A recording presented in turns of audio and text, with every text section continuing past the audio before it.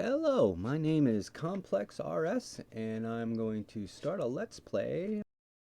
So I'm going to run a video series here to kind of document my progress and we'll see how things go. As you can see off in the distance over there is a mesa. This is the spawn island, by the way. Been doing a little work. I've been on the server here for about 2.5 weeks. Got some basic legwork going.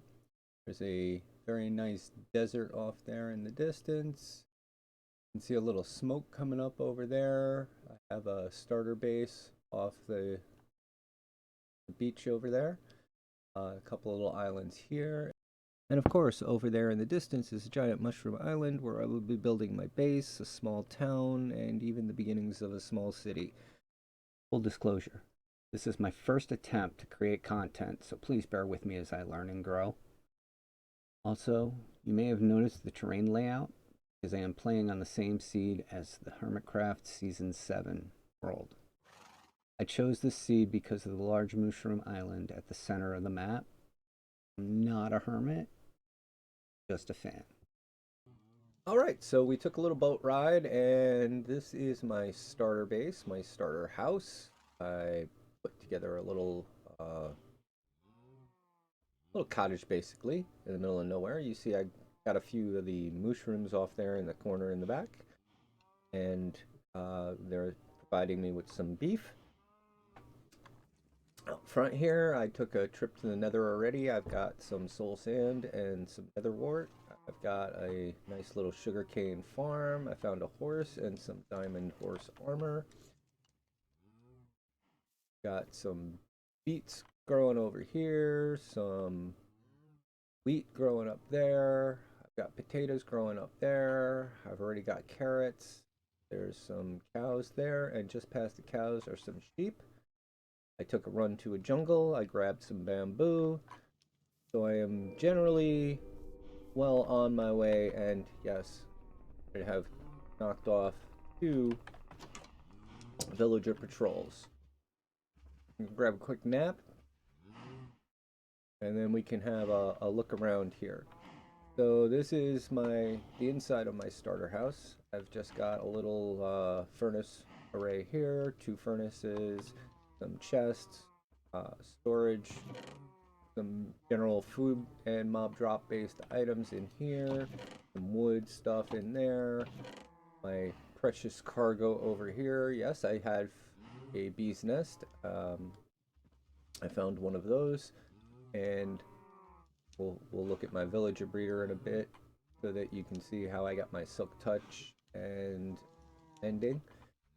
And then up here, some accessories that I got from doing some caving, a couple of mine shafts, and generally some stuff that I found in the nether fortress, which is right on the other side of my portal.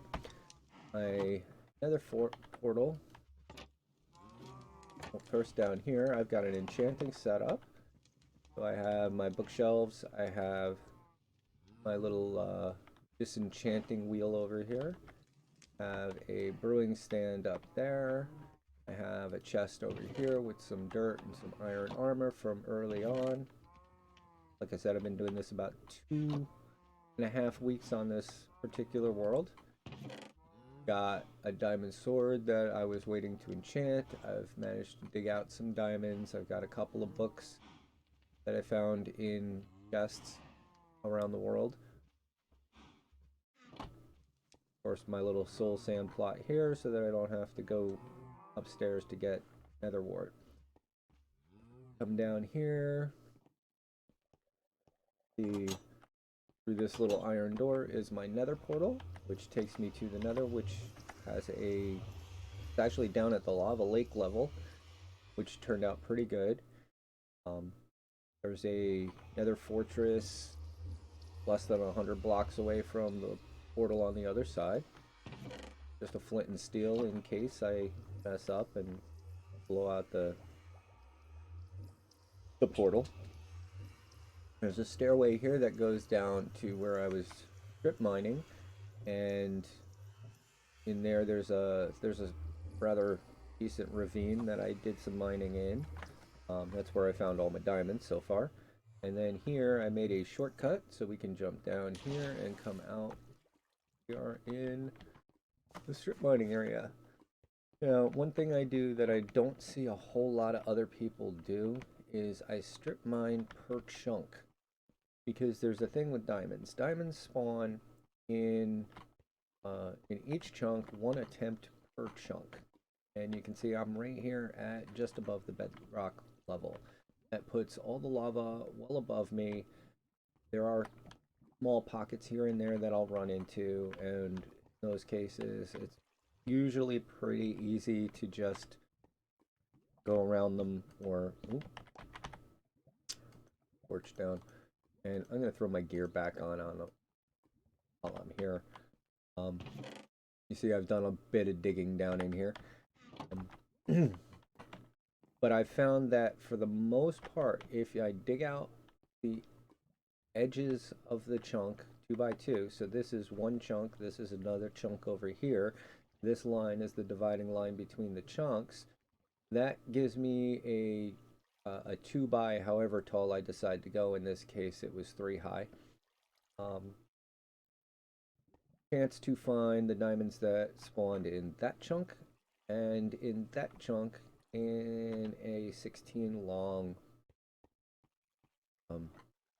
mining shaft.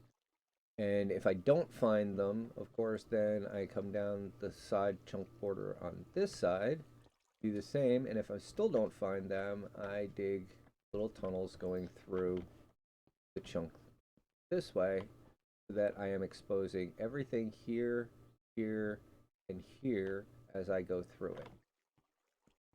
Came down, you saw all of this stuff over here. This is from digging out this tunnel here, which is going to become an ice boat road. Right? Let's go back up to the top. And then take a quick tour of the rest of my starter area, which is all the farms and resources that I need with a few minor exceptions. So out here, of course, we've got some bamboo. I ran to a jungle out that way.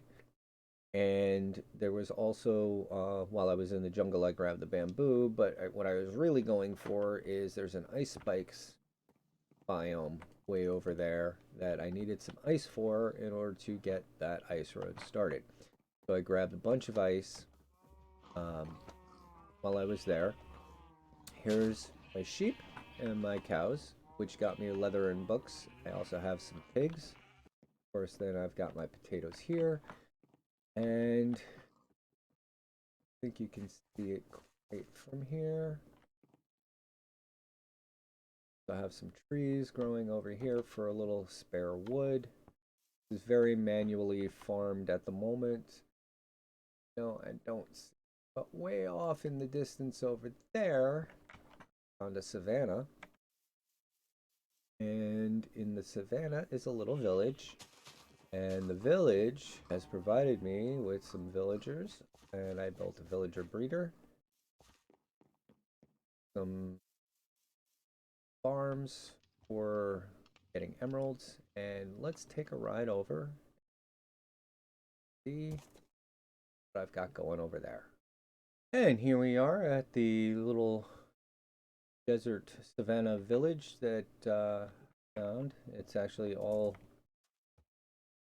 kind of weird the way the terrain generated over here. It seems like there's desert, but the savanna village dedicated itself to being a savanna village, so it pushed some savanna stuff into the desert biome. I put in a little bridge here. There's a blacksmith shop, which I'll show you in a minute. And over here, pen up my horse. Whoa, he jumps really well. There we go. Okay. Easy boy. So, yes, my pile of chests over here. Okay, we see here, I got my villagers and I brought them in here and put together a general villager breeder. Down here, I have some leftover carrots. And this is also because there's a hopper set up here. Any carrots that are left over that get tossed to the guys down below get picked up by the hoppers, so these guys are carrot free. And I get to reclaim them here and reuse them to make more babies. And in here, I have some villager storage. So these guys... Oh, he did not pick it up. That's interesting. I had this guy over here. See if I turn him around. The guy that's over in the corner over there picked up the workstation and actually was able to work at it from the boat, clear his trades, since come through here and blown a lot of paper on trying to get these guys to move up into higher trades. I think this is my prize guy. Yeah, five emeralds for a silk touch book. And then that's looting 3. One's aqua affinity. That's power 5. Fortune 2. That's my mending guy. He's got 16 emeralds for a mending book. And unbreaking 3. He's a little expensive at 29. Unbreaking 3, mending, silk touch, and fortune 3. This guy, only fortune 2, so I actually have to combine 2 books in order to get fortune 3. I went through at least 100 different workstations trying to get a guy who would do fortune 3, and this is the best I could get, 20 emeralds for a fortune 2. So that's going to be a bit more of a grind later on for me. This little farmhouse right here, I went ahead and actually spent some time. I put in a melon farm, a pumpkin farm, there's a potato farm, there's a sugarcane farm, and on the other side of the sugarcane farm is a carrot farm the same size as this potato farm. Those farms get me the stuff that I'm trading with the 2 farmers that are living in this farmhouse right now. It's not completely finished. Yes, I know it needs a little bit of work, but as a start, it's not too shabby. Shutters are closed on these windows. The shutters are open on windows. I did go terracotta on the bottom and then wood on the top. Trying to use stuff that fits with the general idea of what the village looked like to begin with. A nice porch here. Oh, in fact, one thing that I wanted to do was put in some lanterns here, here, and here, so I can get rid of these torches. And now I have lighting underneath the porch. I may put some flooring in down here, or patio furniture or something. I do need to add some flower beds or some bushes or some other decoration to the build. The birch trees I grabbed from over across the river there and planted some here so that I just had some quick wood. Like I said, everything at this point is pretty much manual. I've only been doing this for a couple of weeks on this world, so you'll have to bear with me. Oh, that already, Mr. Farmer? Okay, so there's a bedroom up here, a little closet. This is, I plan to make a bathroom. There's a large attic space up here that I can use for extra storage or whatever I decide to put up in there. Another bedroom over here will be the master bathroom. This is another little closet in the corner. This is the balcony outside of the master bedroom.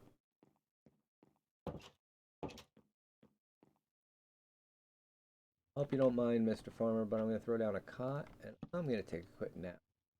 So we'll go downstairs, and as you can see, these farmers wake up in the morning and they come down here and they go to their respective workstations and they wait until it's time to work, and then they do some work. This guy is trading potatoes, carrots, and melons. The other guy is also trading pumpkins along with the melons. So I've got some pretty good trades there. I've got a little storage here for when I need some quick emeralds. And of course, this prevents them from escaping. That is pretty much it. This is the house from the back side. There's a fireplace here. I don't know if you noticed the safety rail on the inside to make sure that these guys don't burn themselves. And down here, see that? It's a single cell iron farm, yes. Because we need iron desperately in this game, especially early game. So what I did was I set up a single cell, and there goes the iron bars. Look at that. It's a single cell iron farm. It's got 3 villagers here with workstations around it. This design single cell I got from I saw it on Doc M's, but it's been on a whole lot of other YouTube videos as well. So I don't want to give anybody specific credit for it. It seems to be pretty much a common design for how you set up your villager cells for iron farm. Here I got a husk, and the husk is sitting on a platform on a sticky piston, and the sticky piston comes up.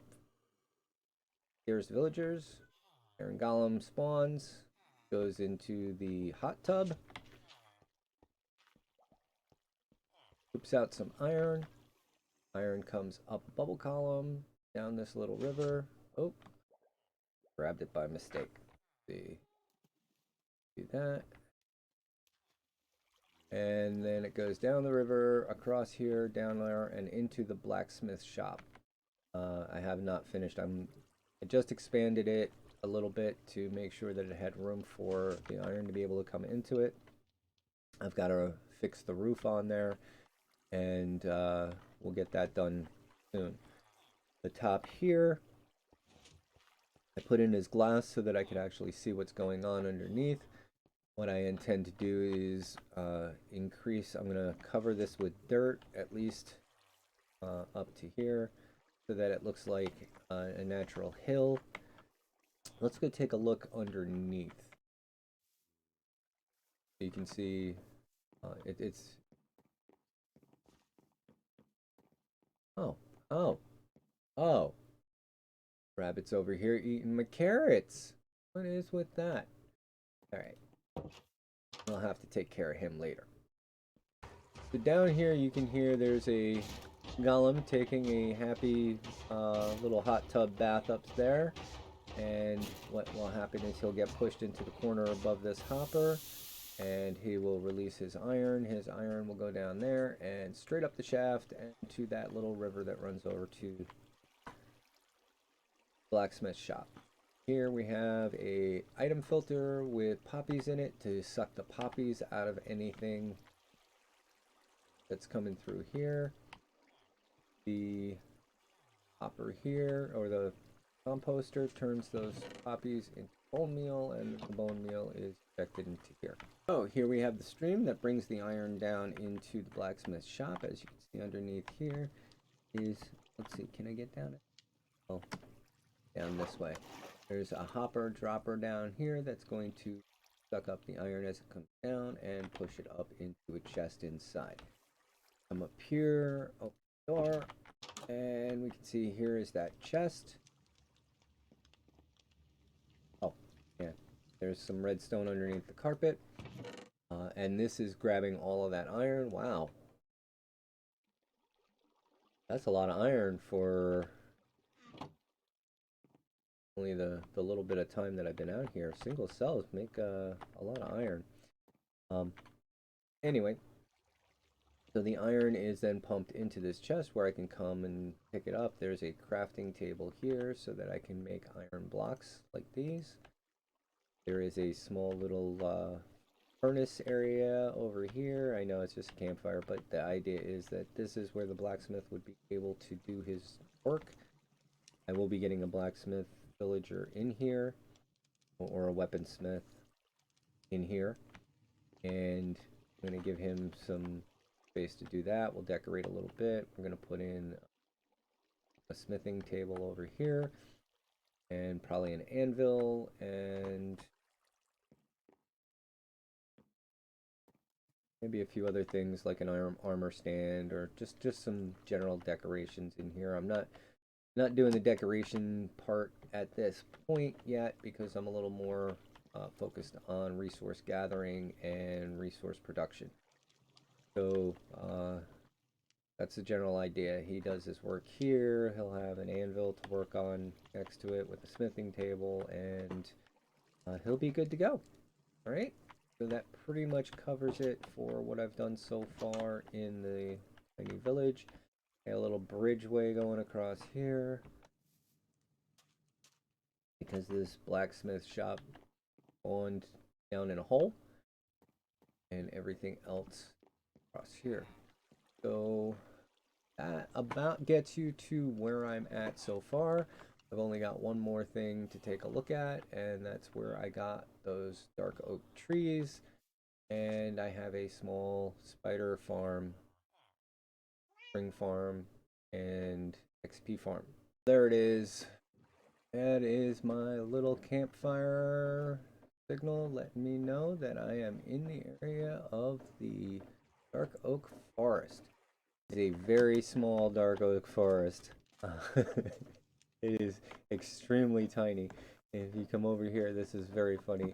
I thought it was interesting that you could have a dark oak forest that was basically a mini island in itself, and see, I can walk across the entire forest in almost no time. There is a little bit more going back this way. Oh.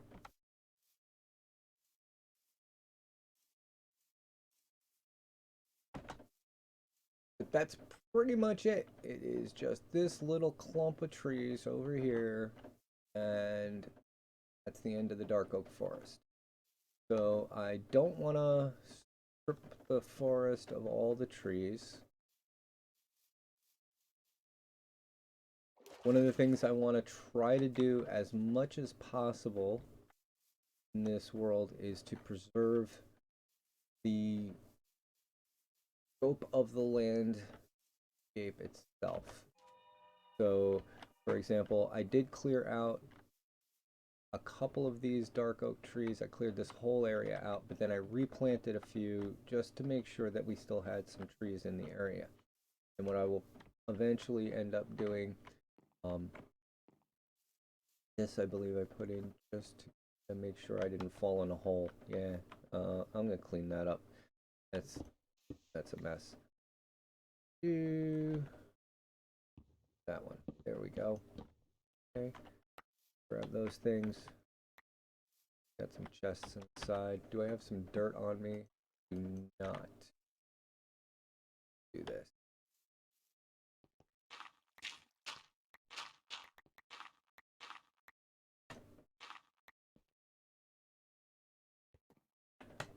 Have a couple of bits of dirt. Oh. That's where that is. All right.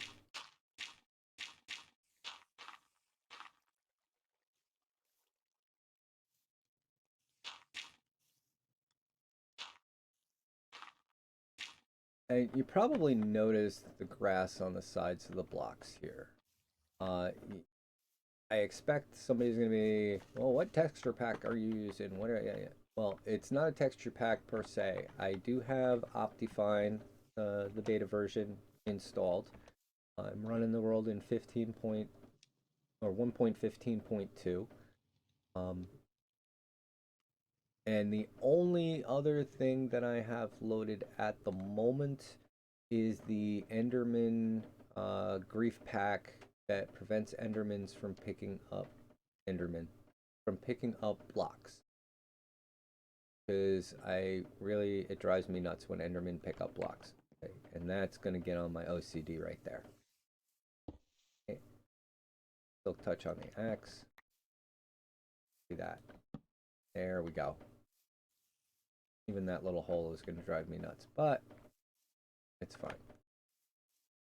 Okay. Order. what you hear here, if you haven't heard it already, is right down here somewhere there is a spider spawner, and it's only maybe 10 blocks below the surface. So that we come down here, you can see I built up a little spider killing chamber. The spider spawner is back over there. Spiders drop down into a water stream that brings them up to a small rebuy, runs them to soul sand, pushes them up here, and brings them into place. This has got a little lip on here and a little lip on there, so I cannot get close enough for them to be able to hit me. And it's interesting, above me there is a 1 pixel gap. No, not even a gap. My topmost pixel is one below their bottommost pixel hitbox, so they can't reach me unless I jump. And if I jump under here, they're gonna smack me pretty good. Well, not gonna do it. No, you can't make me do it. I'm not doing it. But I can kill some spiders. So here you can see this is simply spider killing. Get some XP. Anything that I've got with mending on it goes in the offhand. Mend it up. My armor needs mending, by the way. I have not put mending on the armor yet, just on the tools. Go. Bunch of dead spiders. And of course, lots of string, lots of spider eyes, and some bones for when those spider riders, the skeletons, go on top of them. Okay. So just some general basic stuff going on down here. There's nothing back here. This is just natural caving. I thought I'd leave this open in case I wanted to put additional storage or anything back on that side. So yeah, that's about it. That about covers it. So that's it for me right now. I'm gonna go ahead and cut this and post it, and that gets you to where I am at this point. See what I do in the next episode. Take care.